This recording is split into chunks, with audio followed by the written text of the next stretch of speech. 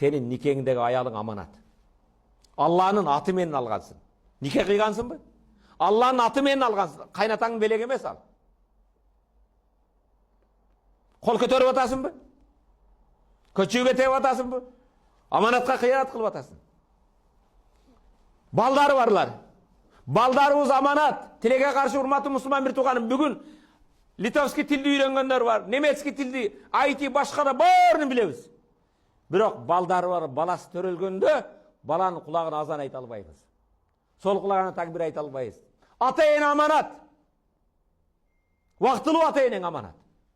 Ата-энеге жакшы кызмат кылып атабызбы? Алкыш батасын алып атабызбы?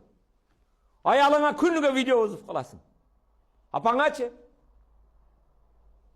Досторың менен күнүгө ар жумада тойуна отурасың, аш жейсиң. Атаң менен канча сүйлөшөсүң? Аманат.